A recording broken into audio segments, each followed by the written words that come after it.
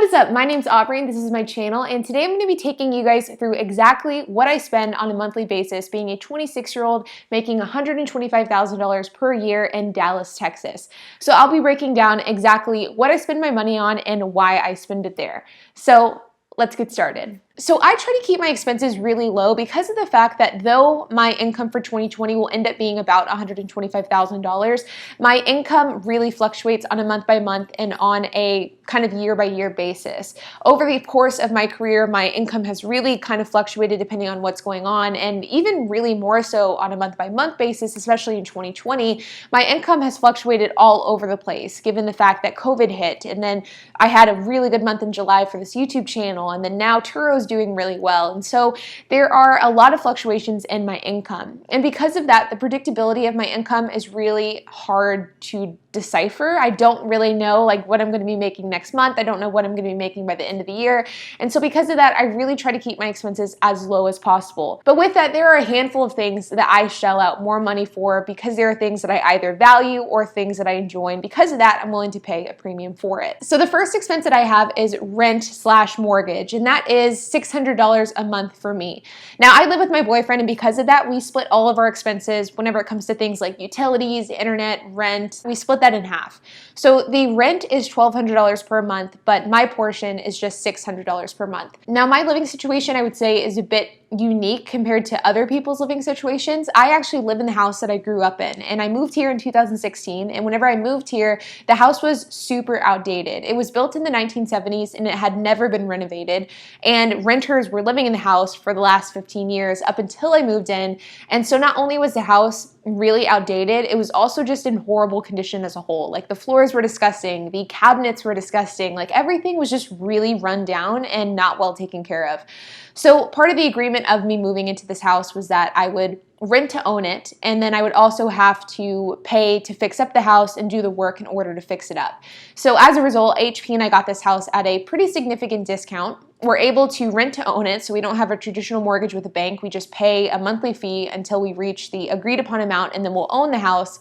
But at the same time, we have to remodel the house on an ongoing basis. So over the last few years, we've totally redone the kitchen, we've redone the flooring, we've redone the rooms, we've redone light fixtures. It's been this huge task over the last 4 years, and we still have quite a ways to go. But that is my current living situation, and the cost of that is $600 per month. Next is my food costs. Now, food costs is again something that I split with HP, and the arrangement that we have is that I pay for all the food from the grocery store, and he pays for all the food whenever we go out to eat. This is a nice balance that we have with each other, and with that, my portion of food that I buy per month is $250 per month. Now, that is for me and HP, and I do feel like that's probably a lot, paying $250 per month for food, and that doesn't even include whenever we eat out, which is probably an additional $200 per month. So all in all, we probably spend between $500 and $600 eating out per month for the two of us. My next big purchase is utilities, and this includes electric, gas, and water. Now, my utility cost is something that fluctuates a lot throughout the year. In the summer months, my water and my electricity are significantly higher because the cost to cool the house are higher,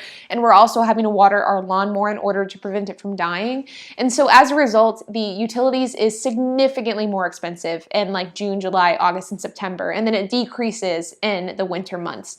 But all in all, on average, I would say I spend between $350 and $300 per month on utility costs on a month-by-month basis. The next cost that I have is home improvement costs. Like I mentioned earlier, I am living at a discounted rate than a lot of people who would have this same exact house, but as a result, I have to spend money on fixing it up, and that was part of the agreement. So I spend between $250 and $300 per month fixing up my house, and as of right now, now that the larger things have been done, we've replaced the floors, we've replaced the kitchen cabinets, we redid the entire kitchen as a whole. Those were the really big ticket items, and now all that's really left is smaller things like replacing doors, replacing bathroom cabinets, replacing, fixtures and things like that.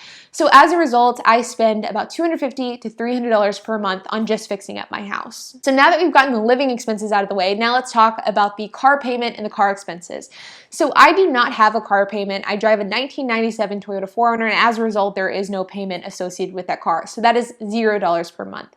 I do pay for insurance, and that is $83 per month to have full comprehension and liability insurance on that vehicle. For gas, I don't really spend a ton on gas for my personal car because of the fact that I don't drive a whole lot. I work from home, and everything that I do is kind of in the vicinity of my house, and so I don't drive a ton.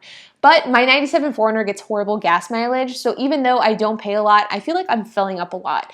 And so with that, I pay about $50 per month on gas costs for my 4Runner. Next is my phone payment. Now, I have an iPhone 11 Pro Max, and technically this is considered a business expense. I consider it a business expense on my taxes when it comes to tax deductions, but I do use it for personal use as well. And because of that, I'm going to include it in this count.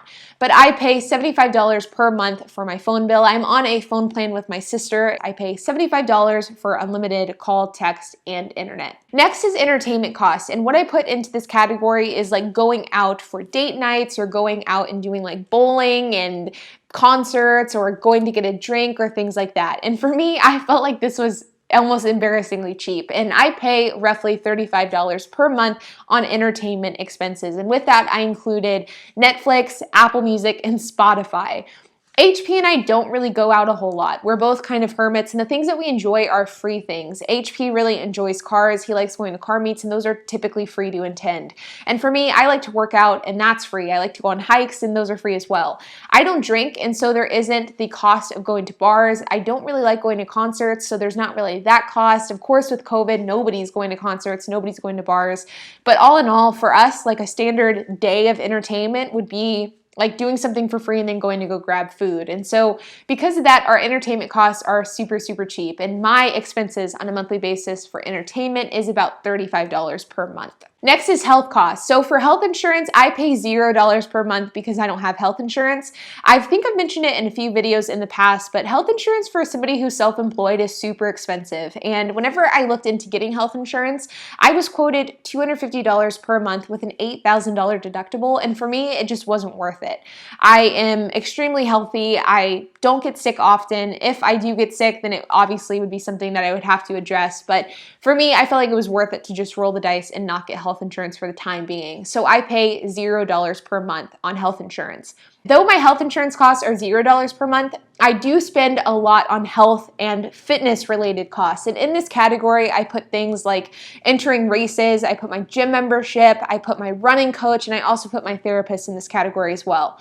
And all in all, I spend about $400 per month on health and fitness related expenses. And sometimes it's more than that, sometimes it's less. If I'm entering an Ironman, for example, where an Ironman costs $800 to enter, it would be much higher. But on a typical month-by-month basis, I spend about $400 per month on health and fitness. So with that, you guys, this is what I spend on a monthly basis. Whatever I don't spend, I either end up investing or saving. I'm currently saving for a rental property down payment, so I've been putting a lot of money into kind of that savings account.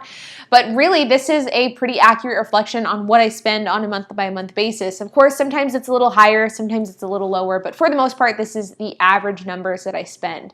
But I would love to hear what you guys think of this. I would love to hear if you think I'm spending too much or too little in certain areas. So make sure to drop a comment down below. And while you guys are at it, make sure to hit that like button, hit that subscribe button, and hit that notification bell. And I'll see you guys in the next video.